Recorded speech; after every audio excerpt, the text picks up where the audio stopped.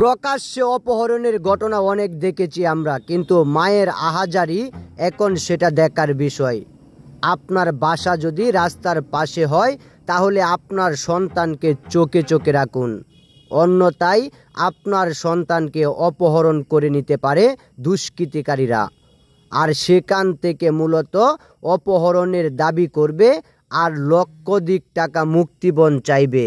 আর সেখান থেকে আপনি টাকা না দিতে পারলেই আপনার বাচ্চাকে ফেরত পাওয়া তো দূরের কথা, হয়তো বা লাশ ফেরত পাবেন। এমন পরিস্থিতির ভিতরে আপনার সতর্কতা অবলম্বন ছাড়া অন্য কোনো কিছুই আপনার সন্তানকে সেভ করতে পারবে না। আর এমনই একটা ঘটনা এখন আমাদের সামনে, যেখানে সিসিটিভি ফুটেজে দেখা যাচ্ছে একটা বাচ্চাকে লক্ষ্য করে দুজন লোক, আর তাকে বিস্কুট কিংবা চিপসের প্রলোভন দেখিয়ে তাকে কাছে ডেকে নেয়, মিশে যায় তাদের খেলার সাথী হয়ে। আর সেখানেই ঘটে রহস্যজনক কিছু। বাচ্চাটাকে একটি ফুল পেরে দেওয়ার জন্য তাকে আকৃষ্ট বানায়, আর এভাবেই টুব ব্যবহার করে এরা মূলত এমন কাজ করে। তাই আপনার বাচ্চা আপনার বাড়ির আশেপাশে খেলাধুলা করবে, আর সেখান থেকেই মূলত আপনার বাচ্চাও অপহরিত হয়ে যেতে পারে।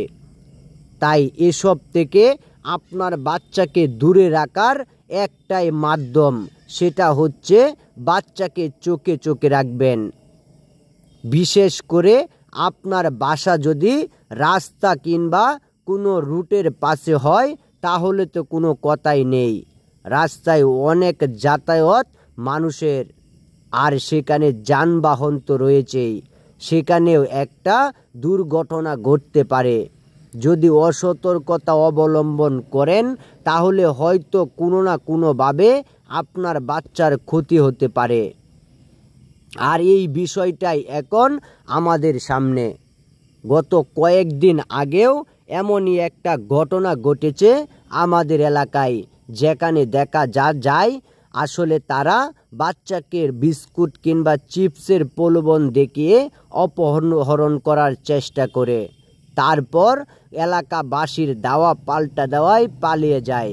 তবে এমন ঘটনা অনেক ঘটে যায় যেগুলো এলাকাবাসীর নজরে পড়ে না।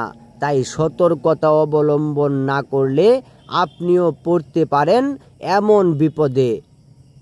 তাই অবশ্যই সতর্কতা অবলম্বন করে আপনার বাচ্চা কোথায় যাচ্ছে, কার সাথে খেলাধুলা করছে, কতটুকু নিরিবিলি অবস্থায় আছে, সেই বিষয়টা খেয়ালে রাখবেন।